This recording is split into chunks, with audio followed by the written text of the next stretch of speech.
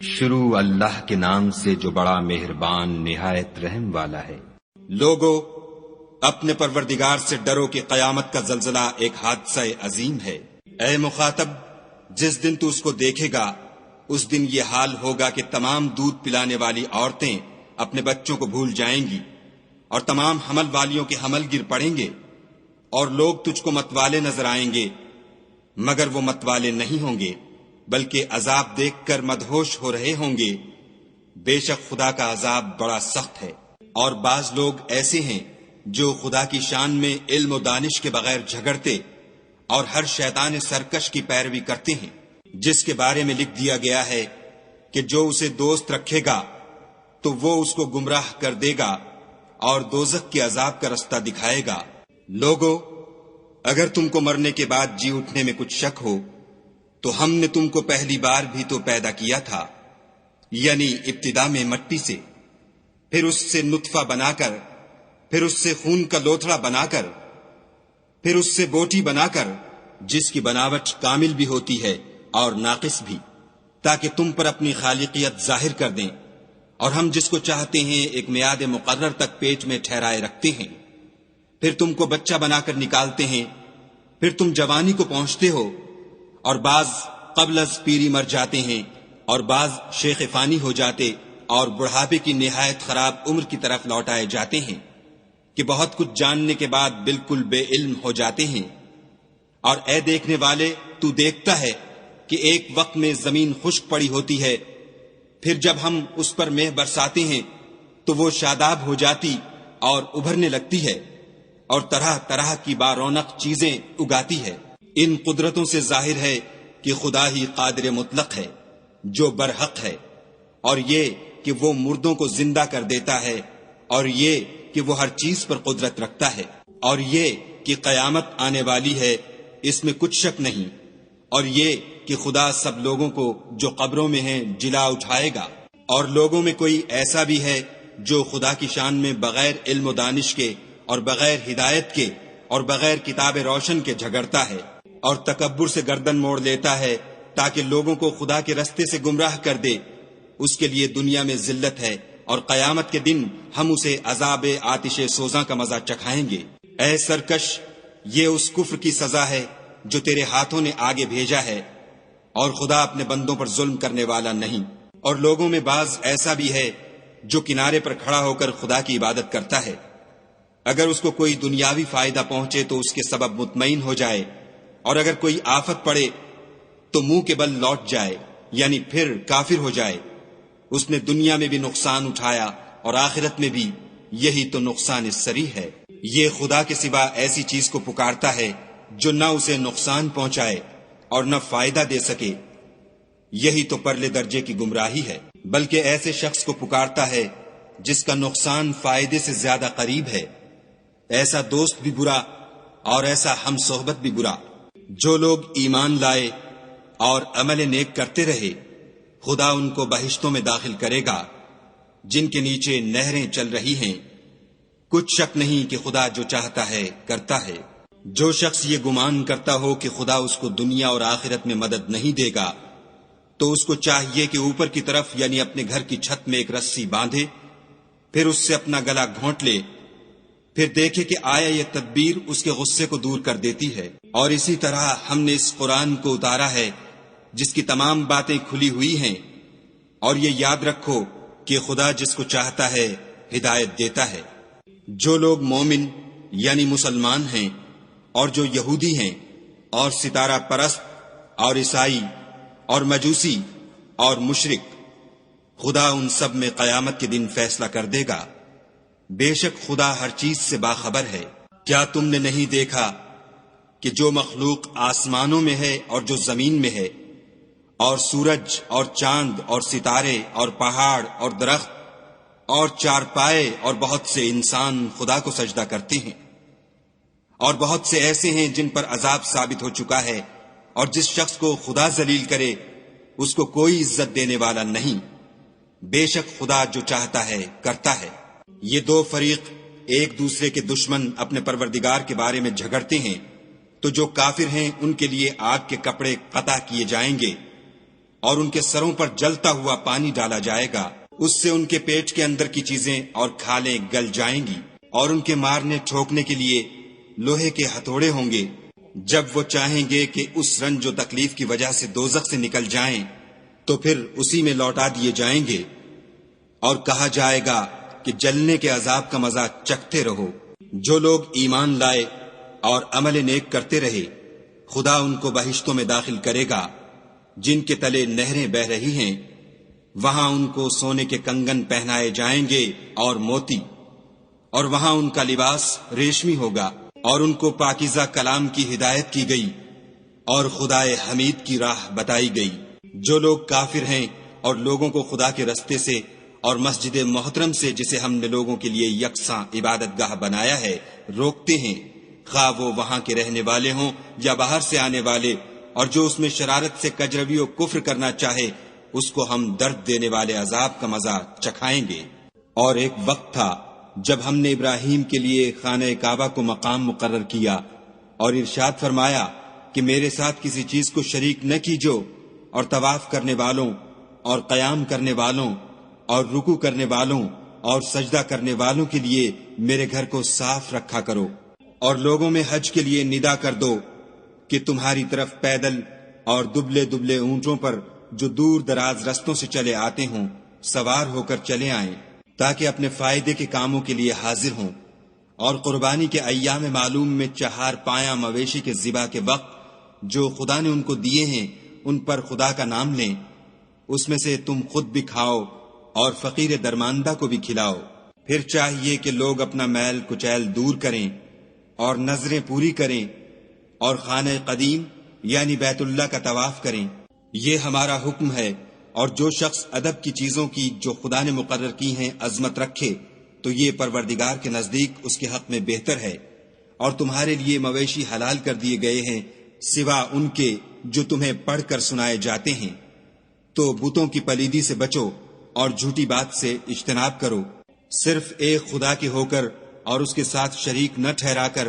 اور جو شخص کسی کو خدا کے ساتھ شریک مقرر کرے تو وہ گویا ایسا ہے جیسے آسمان سے گر پڑے، پھر اس کو پرندے اچک لے جائیں یا ہوا کسی دور جگہ اڑا کر پھینک دے۔ یہ ہمارا حکم ہے۔ اور جو شخص ادب کی چیزوں کی جو خدا نے مقرر کی ہیں عظمت رکھے تو یہ فعل دلوں کی پرہیزگاری میں سے ہے۔ ان میں ایک وقت مقرر تک تمہارے لیے فائدے ہیں، پھر ان کو خانہ قدیم یعنی بیت اللہ تک پہنچنا اور ذبح ہونا ہے۔ اور ہم نے ہر ایک امت کے لیے قربانی کا طریق مقرر کر دیا ہے، تاکہ جو مویشی 4 پائے خدا نے ان کو دیے ہیں ان کے ذبح کرنے کے وقت ان پر خدا کا نام لیں۔ سو تمہارا معبود ایک ہی ہے، تو اسی کے فرما بردار ہو جاؤ اور عاجزی کرنے والوں کو خوشخبری سنا دو۔ یہ وہ لوگ ہیں کہ جب خدا کا نام لیا جاتا ہے تو ان کے دل ڈر جاتے ہیں، اور جب ان پر مصیبت پڑتی ہے تو صبر کرتے ہیں اور نماز آداب سے پڑھتے ہیں، اور جو مال ہم نے ان کو عطا فرمایا ہے اس میں سے نیک کاموں میں خرچ کرتے ہیں۔ اور قربانی کے اونٹوں کو بھی ہم نے تمہارے لیے شعائر خدا مقرر کیا ہے، ان میں تمہارے لیے فائدے ہیں، تو قربانی کرنے کے وقت قطار باندھ کر ان پر خدا کا نام لو۔ جب پہلو کے بل گر پڑیں تو ان میں سے کھاؤ، اور قناعت سے بیٹھ رہنے والوں اور سوال کرنے والوں کو بھی کھلاؤ۔ اس طرح ہم نے ان کو تمہارے زیر فرمان کر دیا ہے تاکہ تم شکر کرو۔ خدا تک نہ ان کا گوشت پہنچتا ہے اور نہ خون، بلکہ اس تک تمہاری پرہیزگاری پہنچتی ہے۔ اسی طرح خدا نے ان کو تمہارا مسخر کر دیا ہے تاکہ اس بات کے بدلے کہ اس نے تم کو ہدایت بخشی ہے اسے بزرگی سے یاد کرو۔ اور اے پیغمبر صلی اللہ علیہ وآلہ وسلم، نیکوکاروں کو خوشخبری سنا دو۔ خدا تو مومنوں سے ان کے دشمنوں کو ہٹاتا رہتا ہے، بے شک خدا کسی خیانت کرنے والے اور کفران نعمت کرنے والے کو دوست نہیں رکھتا۔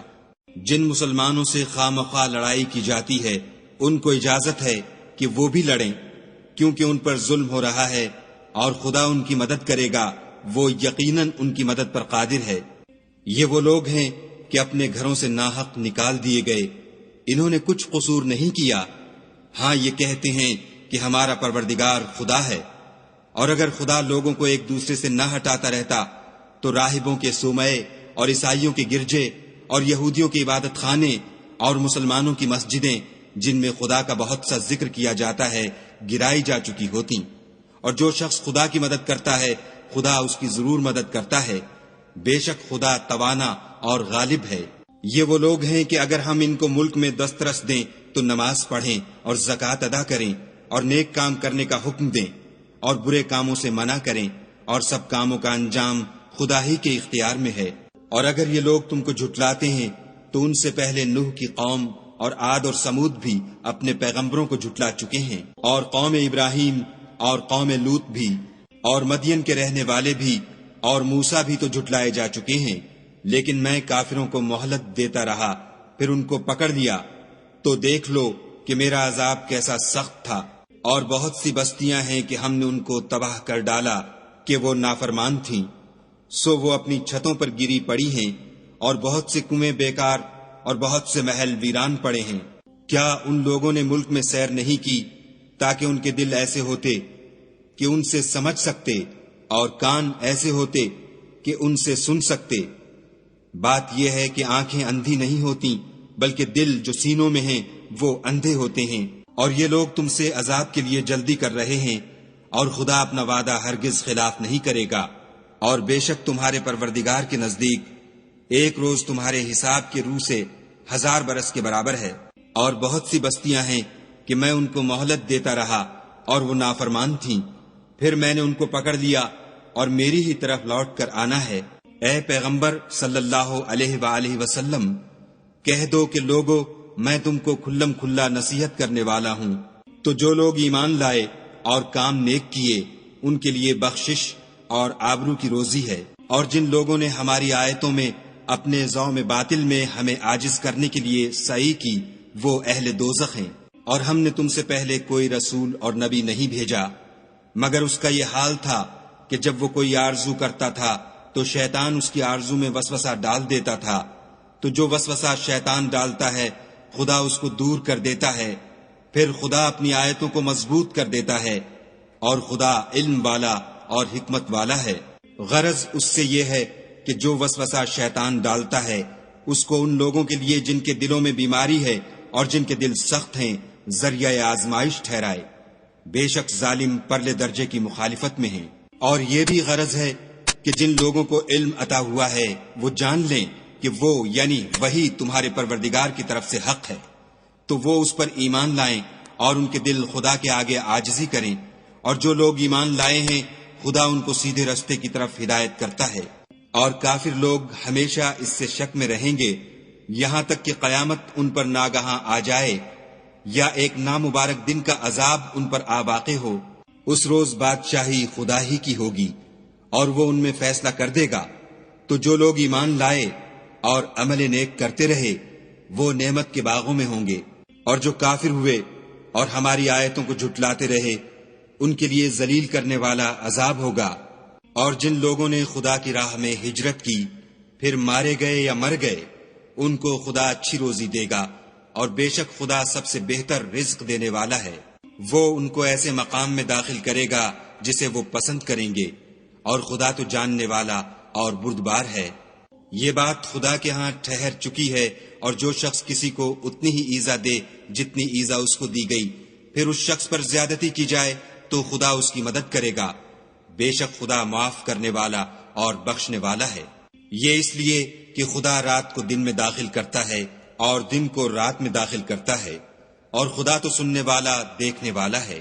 یہ اس لیے کہ خدا ہی برحق ہے، اور جس چیز کو کافر خدا کے سوا پکارتے ہیں وہ باطل ہے، اور اس لیے کہ خدا رفیع الشان اور بڑا ہے۔ کیا تم نہیں دیکھتے کہ خدا آسمان سے مے برساتا ہے تو زمین سرسبز ہو جاتی ہے؟ بے شک خدا مہربان اور خبردار ہے۔ جو کچھ آسمانوں میں ہے اور جو کچھ زمین میں ہے اسی کا ہے، اور بے شک خدا بے نیاز اور قابل ستائش ہے۔ کیا تم نہیں دیکھتے کہ جتنی چیزیں زمین میں ہیں سب خدا نے تمہارے زیر فرمان کر رکھی ہیں، اور کشتیاں بھی جو اسی کے حکم سے دریا میں چلتی ہیں، اور وہ آسمان کو تھامے رہتا ہے کہ زمین پر نہ گر پڑے مگر اس کے حکم سے۔ بے شک خدا لوگوں پر نہایت شفقت کرنے والا مہربان ہے۔ اور وہی تو ہے جس نے تم کو حیات بخشی، پھر تم کو مارتا ہے، پھر تمہیں زندہ بھی کرے گا، اور انسان تو بڑا ناشکرا ہے۔ ہم نے ہر ایک امت کے لیے ایک شریعت مقرر کر دی ہے، جس پر وہ چلتے ہیں، تو یہ لوگ تم سے اس امر میں جھگڑا نہ کریں اور تم لوگوں کو اپنے پروردگار کی طرف بلاتے رہو، بے شک تم سیدھے رستے پر ہو۔ اور اگر یہ تم سے جھگڑا کریں تو کہہ دو کہ جو عمل تم کرتے ہو خدا ان سے خوب واقف ہے۔ جن باتوں میں تم اختلاف کرتے ہو خدا تم میں قیامت کے روز ان کا فیصلہ کر دے گا۔ کیا تم نہیں جانتے کہ جو کچھ آسمان اور زمین میں ہے خدا اس کو جانتا ہے؟ یہ سب کچھ کتاب میں لکھا ہوا ہے، بے شک یہ سب خدا کو آسان ہے۔ اور یہ لوگ خدا کے سوا ایسی چیزوں کی عبادت کرتے ہیں جن کی اس نے کوئی سند نازل نہیں فرمائی اور نہ ان کے پاس اس کی کوئی دلیل ہے، اور ظالموں کا کوئی بھی مددگار نہیں ہوگا۔ قریب ہوتے ہیں کہ جو لوگ ان کو ہماری آیتیں پڑھ کر سناتے ہیں ان پر حملہ کر دیں۔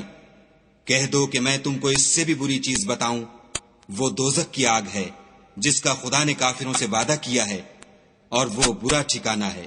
لوگوں، ایک مثال بیان کی جاتی ہے، اسے غور سے سنو کہ جن لوگوں کو تم خدا کے سوا پکارتے ہو وہ ایک مکھی بھی نہیں بنا سکتے، اگرچہ اس کے لیے سب مجتمع ہو جائیں، اور اگر ان سے مکھی کوئی چیز چھین لے جائے تو اسے اس سے چھڑا نہیں سکتے۔ طالب اور مطلوب یعنی عابد اور معبود دونوں گئے گزرے ہیں۔ ان لوگوں نے خدا کی قدر جیسی کرنی چاہیے تھی، نہیں کی۔ کچھ شک نہیں کہ خدا زبردست اور غالب ہے۔ خدا فرشتوں میں سے پیغام پہنچانے والے منتخب کر لیتا ہے، اور انسانوں میں سے بھی، بے شک خدا سننے والا اور دیکھنے والا ہے۔ جو ان کے آگے ہے اور جو ان کے پیچھے ہے وہ اس سے واقف ہے، اور سب کاموں کا رجوع خدا ہی کی طرف ہے۔ مومنو، رکوع کرتے اور سجدے کرتے اور اپنے پروردگار کی عبادت کرتے رہو، اور نیک کام کرو تاکہ فلاح پاؤ، اور خدا کی راہ میں جہاد کرو جیسا جہاد کرنے کا حق ہے۔ اس نے تم کو برگزیدہ کیا ہے اور تم پر دین کی کسی بات میں تنگی نہیں کی، اور تمہارے لیے تمہارے باپ ابراہیم کا دین پسند کیا۔ اسی نے پہلے یعنی پہلی کتابوں میں تمہارا نام مسلمان رکھا تھا، اور اس کتاب میں بھی وہی نام رکھا ہے۔ تو جہاد کرو تاکہ پیغمبر تمہارے بارے میں شاہد ہوں اور تم لوگوں کے مقابلے میں شاہد ہو، اور نماز پڑھو اور زکوٰۃ دو، اور خدا کے دین کی رسی کو پکڑے رہو، وہی تمہارا دوست ہے اور خوب دوست اور خوب مددگار ہے۔